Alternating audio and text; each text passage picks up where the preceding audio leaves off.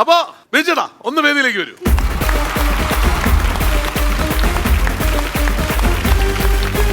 ഒരു പോയിന്റ് കിട്ടി.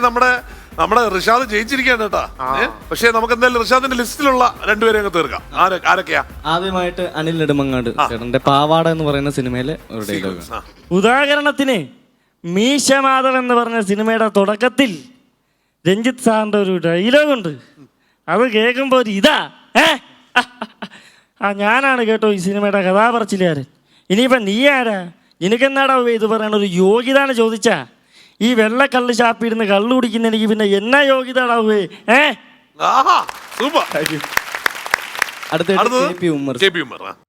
നിനക്കറിയണമല്ലേ ഞാൻ എന്തിനാണ് മദ്യപിക്കുന്നതെന്ന് നിനക്കറിയണമല്ലേ, ഞാൻ എങ്ങനെയാണ് ഒരു കുടിയനായതെന്ന് നിനക്കറിയണമല്ലേ. ഞാൻ പറഞ്ഞു തരാം. ഓരോ ദിവസവും ഞാൻ ഓരോരുത്തരുടെ കഥകൾ എഴുതും, അവരുടെ ജീവിതം അതുപോലെ എഴുതി വയ്ക്കും. പക്ഷേ എനിക്കൊരു ജീവിതവുമില്ല. എൻ്റെ കഥ കേൾക്കാൻ ആർക്കും താല്പര്യവുമില്ല. ഇന്ന് രാത്രി ഇരുന്ന് നീ എൻ്റെ കഥ കേൾക്കണം, നിനക്ക് ഞാൻ പൊട്ട് കുത്തിത്തരാം.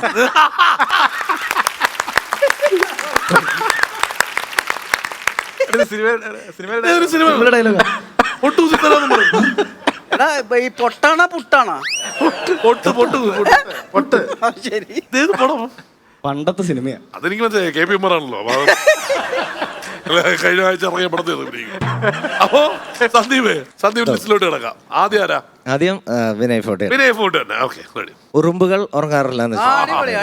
തെളിവില്ല എന്ന് പറഞ്ഞ് പോലീസ് നിയമം കൈമലത്തിയപ്പോ ഞങ്ങൾ അന്നേ തീരുമാനിച്ചു, നീ ഏത് നരകത്തിൽ പോയി ഒളിച്ചാലും അവിടെ വന്ന് നിന്നെ പൊക്കുവന്ന്. ചത്തു എന്ന് കരുതി നീട്ടിട്ട് പോയ ജീവൻ ബോധം വന്നത് 18-ാം ദിവസം. ബോധം വന്നപ്പോ അവള് പറഞ്ഞ ഒരേ ഒരടയാളം, നിന്റെ മുറിച്ചെവി അന്വേഷിച്ച് 8 മാസമായി ഞങ്ങൾ അലിയുകയായിരുന്നു. ഗണേഷ് കുമാർ സാർ. ഗുണമുള്ള ഒരു കാര്യം അങ്ങോട്ട് പറയട്ടെ. കരിപ്പള്ളി പത്മനാഭൻ, ഒരു എലിഫന്റ് ഡ്രൈവറായിരുന്ന പത്മനാഭനെ നിങ്ങളുടെ ശങ്കരൻകുട്ടി എന്ന ആന കുത്തിക്കുന്ന ഒരു സംഭവം ഉണ്ടായല്ലോ. വർഷം 3 കഴിഞ്ഞു. ശങ്കരൻകുട്ടി എന്ന ആന അതിൽ നിരപരാധിയാണെന്നും പണ്ടെങ്ങോ ചരിഞ്ഞ നിങ്ങളുടെ ഒരു ആനയുടെ കൊമ്പുകളാണ് പത്മനാഭൻ്റെ വയറ്റിൽ തുളച്ചു കയറിയെന്നും ഞാൻ പറയുകയല്ല, തെളിവും സാക്ഷിയും സഹിതം കോടതിയിൽ തെളിയിച്ചാൽ മിസ്റ്റർ അപ്പം തമ്പുരാൻ എന്ത് പറയും? കുഴിച്ചു മൂടിയെന്ന് നിങ്ങൾ കരുതിയിരുന്ന ഒന്നും കുത്തിപ്പൊക്കി എടുക്കാൻ ഞാനിതുവരെ ഇറങ്ങിയിട്ടില്ല, ഇറങ്ങാതിരിക്കാം. ആ ഉത്സവത്തിൻ്റെ കാര്യത്തിൽ ഒരു ഒത്തുതീർപ്പിന് തയ്യാറായാൽ കളക്ടർ ഒരു മീറ്റിംഗ് വിളിച്ചു കൂട്ടും. അതിൽ സഹകരിച്ച് വേണ്ട എന്താണെന്ന് വെച്ചാൽ ചെയ്യാം. രണ്ടുപേരും നന്നായിരുന്നു. എനിക്ക് തോന്നുന്നു സന്ദീപിന്റെ ഇപ്പൊ 2 വിനയ് ഫോർട്ടിന്റെയും ഇപ്പൊ ഗണേഷ് ചേട്ടന്റെയും. വിനയ് ഫോർട്ടൊക്കെ വന്ന സമയത്തുള്ള ഒരു അല്ലേ, കുറച്ച് നേരത്തെ ഉള്ളതാണ്. ആ ശബ്ദവും ഈ ശബ്ദവും ഇപ്പോഴത്തെ ശബ്ദമായിട്ട് ഇത്തിരി വ്യത്യാസമുണ്ട്. ആ വ്യത്യാസം കറക്റ്റ് ആയിട്ടുണ്ട്. അതുപോലെ ഗണേഷ് ചേട്ടനും ഉണ്ടായിരുന്നു. രണ്ടുപേരും നന്നായിരുന്നു കേട്ടോ. രണ്ടുപേരും വളരെ മനോഹരമായിട്ട് എടുത്ത്.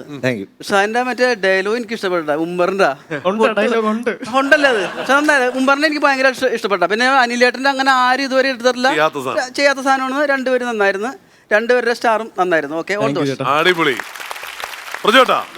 സന്ദീപ് നേരത്തെ വന്ന് ഇവിടെ സ്പോട്ട് ഒക്കെ ചെയ്ത് കിടിലമാക്കിയ ആളാണ്. വീണ്ടും ഒരു രണ്ടാമത് ഇപ്പോൾ വന്നു. നല്ല രസമാണ്. വിനയ് ഫോർട്ടിൻ്റെ നല്ല സെലക്ഷൻ കൊള്ളാം. ആ ഉറുമ്പുകൾ ഉറങ്ങാറില്ല എന്ന് പറയുന്ന സിനിമയിലെ ഡയലോഗ്സ് നല്ലതായിരുന്നു. ബാക്കി അടുത്ത സ്റ്റാറും കൊള്ളാം. റിഷാദിൻ്റെ ഇന്ന് ഉമ്മർ ബിജുക്കുട്ടൻ പറഞ്ഞ പോലെ നമുക്ക് റിഷാദ് ഒരു എനർജിയുടെ ആളാണ്. എപ്പോഴാണെങ്കിലും വന്ന ഒരു എൻ്റർടൈൻമെൻ്റ് ആളാണ്. വളരെ എനർജി ചെയ്യുന്ന ഒരാളാണ്. നല്ല രസമുണ്ടായിരുന്നു ഉമ്മറിൻ്റെ ഡയലോഗ്സ്. അടിപൊളി. അപ്പോൾ ഇനി ഒരുപാട് യാത്രകൾ രണ്ടുപേരും ചെയ്യട്ടെ. വിനയ്, ആദ്യം വിനയുടെ ഇമിറ്റേറ്റ് ചെയ്തതിനെ പറ്റി തന്നെ പറയാം. എങ്ങനെ ഉണ്ടായിരുന്നു? വളരെ വളരെ നന്നായിരുന്നു. നമ്മള് പെട്ടെന്ന് പെയിന്റ് അടിച്ച് അങ്ങോട്ട് പോകുന്ന ഒരു സാധനമുണ്ട്. ഞാൻ ഷൂട്ടിന് ജോയിൻ ചെയ്ത ഫസ്റ്റ് ഡേ ആയിട്ട് ഷൂട്ട് ചെയ്താണ് ക്ലൈമാക്സ്. ആണോ? ആ, അപ്പോ ചെന്നപ്പോ തന്നെ ഈ ക്ലൈമാക്സ് ഷൂട്ട് ചെയ്യാൻ തന്നെ ഭയങ്കര ചലഞ്ച് ആയിരുന്നു. അപ്പൊ ഇദ്ദേഹം ആ ഡയലോഗ് അതിലോട്ട് എത്തിയല്ലേ അവിടെ. ഞാൻ പെട്ടെന്ന് തിരികെ അങ്ങോട്ട് പോയി. അപ്പൊ ഞാൻ അതുകൊണ്ടാണ് ഈ സാധനത്തിലൊക്കെ കുറച്ച് ചെറിയൊരു അച്ചടി ഭാഷയൊക്കെ ഉണ്ട്. അപ്പൊ ചെന്നപ്പോ തന്നെ ആ സീൻ എടുത്തത് കൊണ്ടിട്ട് ഇപ്പോഴാണെങ്കിൽ നമ്മൾ വേറെ തരത്തിലൊക്കെ ഒരുപക്ഷെ ആലോചിച്ച് അല്ലെങ്കിൽ കുറച്ചും കൂടി കമ്മ്യൂണിക്കേറ്റ് ചെയ്തിട്ടൊക്കെ വേറെ തരത്തിലൊക്കെ ചെയ്യാമായിരുന്നു എന്നൊക്കെ എനിക്ക് തോന്നി. രണ്ടുപേരും നന്നായിരുന്നു. മച്ചാനൊന്ന് സ്കൂളിൽ നിന്ന് ഇറങ്ങി വന്ന പോലെ എനിക്ക് തോന്നി. അവൻ സ്കൂളിലായിരുന്ന സമയത്ത് ഒളിച്ചോടിയാണ് ഇവിടെ ആദ്യം വന്നത്. അത് അന്ന് തൊട്ട് ഇവിടെ ഉണ്ട്. അത് ഒരു സ്കൂൾ ബോർഡ് ഒരു എനർജിയും പരിപാടിയൊക്കെ ആയിട്ട്. അല്ല, രണ്ടുപേരും ഇവിടെ വന്നിട്ട് അടിച്ചു പൊളിച്ചിട്ടുള്ള ആൾക്കാരാ. പക്ഷെ ഇവർക്ക് ഏറ്റവും കൂടുതൽ ട്രോൾ കിട്ടിയിരുന്നു. അപ്പോ നമ്മുടെ ഇന്നത്തെ വിന്നർ റിഷാദാണ്. റിഷാദിന്റെ ഒരു സ്പിന്നിൽ നമുക്ക് എത്ര രൂപ കിട്ടും എന്നുള്ളത് നോക്കാം. റിഷാദേ സ്പിൻ ചെയ്തോ, ധൈര്യമായിട്ട് സ്പിൻ ചെയ്തോ.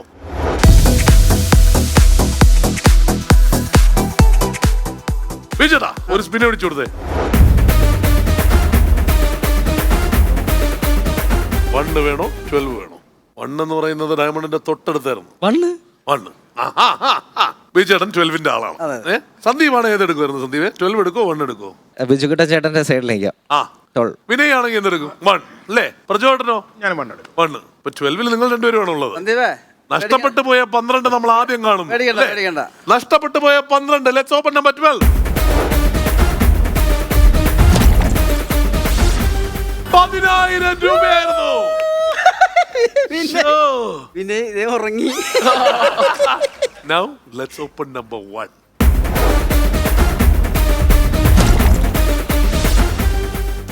രൂപ നേരെ പകുതി. കുഴപ്പമില്ല.